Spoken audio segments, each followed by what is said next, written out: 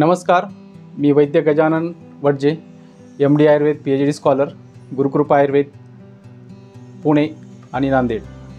तर मी आज तुम्हाला दही खाण्याविषयीच्या नियमाबद्दल थोडीशी माहिती देतोय की दही खाण्याबद्दलचे नियम कसे आहेत आणि आपण कशा प्रकारे दही खातो त्याबद्दलचं थोडंसं मी तुम्हाला एक्सप्लेनेशन आयुर्वेदानुसार वर्णन केलेल्याप्रमाणे मी तुम्हाला सांगणार आहे। मी वाघभट्टाचार्य यांनी सूत्रस्थान अध्याय 5 यामध्ये सूत्र क्रमांक 30, 31, 32, 33 यामध्ये दही खाण्याबद्दलचे नियम वर्णन केलेले आहे। दही हे रसानी आम्ल आहे, विपाकानी सुद्धा आम्ल आहे आणि मूळ गुण हा दह्याचा उष्ण आहे।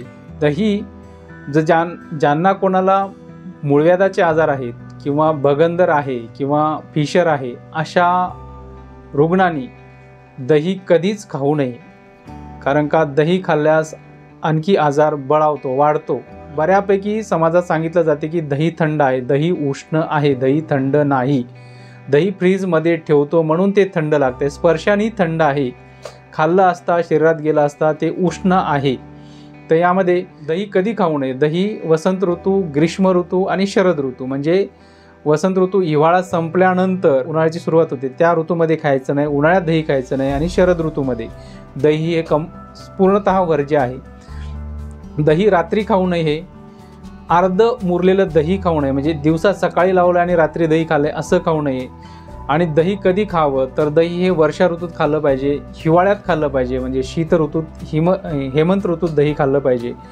तर दही जर खायचंच असेल तर कशाबरोबर खायचं? दह्यामध्ये पंचामृतातलं आपण जे मध आहे, तूप आहे किंवा मुगाची डाळ आहे किंवा आवळकाठी आहे त्यापैकी काहीतरी मिक्स करून दह्यामध्ये खावं। दही असं डायरेक्ट खाऊ नये। किंवा साखर आहे, ज्यांना खायचंच असेल तर त्यांनी ह्यापैकी काहीतरी एक पदार्थ त्यामध्ये ॲड करून म्हणजे मिक्स करून नंतर दही सेवन करावं। दही हे उत्तम बल्ले आहे, रुचकर आहे। जर म्हणजे गोड दही, फ्रेश दही खाल्लं तर ते रुचिकर आहे, कारण का दह्याबद्दल बरेच मिसकन्सेप्ट आहेत। आणि लस्सी पण उन्हाळ्यात जास्त पिली जाते, टाळावं। आणि ज्यांना कफाचे आजार आहेत अशा रुग्णांनी दही पूर्णतः वर्ज्य करावं। ज्यांना कफ आहे किंवा आमवात आहे तर अशा लोकांनी दही खाऊ नये। आम्लपित्ताचा त्रास आहे, हायपर ॲसिडिटी आहे, अशा व्यक्तींनी दही खाऊ नये। आता बऱ्याचपैकी आपण बघतो की मांसाबरोबर दही खाल्लं जातं, मॅरिनेशन केलं जातं, हे पण खरं चुकीचं आहे। कारण दही उष्ण आहे, मांसाचे गुण जे पदार्थ म्हणजे प्राण्यांपासून तयार होतो आणि त्यात आपण प्राण्याचं मांस मिक्स करून खातो, तर हे खरं तर चुकीचं आहे। अशा प्रकारे जर दही सेवन करत असाल तर तुमचे त्वचेचे आजार, मूळव्याधाचे आजार हे कमी न होता वाढण्यास आणखी मदत होते। आणि हे प्रत्येकाने आपला स्वतःचा विचार करून आपल्याला काय खायचं आहे आणि काय खाऊ नये ह्या ठरवावं। आयुर्वेदात जी कन्सेप्ट आहे, डेली रुटीन जे प्रॅक्टिसमध्ये आम्ही बघतोय, अनुभवतोय की दह्यामुळे काय काय होऊ शकतं। तर दही रात्री खायचं नाही, उन्हाळ्यात खायचं नाही, शरद ऋतूत खायचं नाही, वसंत ऋतूत खायचं नाही। ज्यांना त्वचेचे विकार आहेत, ज्यांना आम्लपित्ताचा त्रास आहे, ज्यांना मूळव्याधीचा त्रास आहे, भगंदराचा त्रास आहे, फिशरचा त्रास आहे, अशा रुग्णांनी दही पूर्णतः वर्ज्य करावं। ज्यांना नेत्राचे विकार आहेत अशा रुग्णांनी सुद्धा दही खाऊ नये। पण दही खायचं कोणी? ज्यांना संग्रहणी म्हणजे की निराम अतिसार आहे अशा व्यक्तींनी दही खावं। ज्यांना बल वाढवायचं आहे तर अशा व्यक्तींनी व्यायाम करून दही खायला हरकत नाही आहे। दही गुणाने वातनाशक आहे, पण कफ आणि पित्तकारक आहे, कफाचे आजार वाढवतं आणि पित्ताचे पण आजार वाढवतं। तर अशा ज्यांची प्रकृती पित्ताची आहे, कफाची आहे, अशा रुग्णांनी किंवा सामान्य जे रुग्ण नाहीत, स्वस्थ व्यक्ती आहेत, अशा व्यक्तींनी सुद्धा आपल्या प्रकृतीचा विचार करून दही सेवन करायला हरकत नाही आहे। आणि ज्यांना त्वचेचे आजार आहेत अशा व्यक्तींनी दही कधीही सेवन करू नये, त्वचेचे आजार वाढण्यास मदत होते। ज्यांना किडनीचे आजार आहेत अशा रुग्णांनी दही वर्ज्य करावं।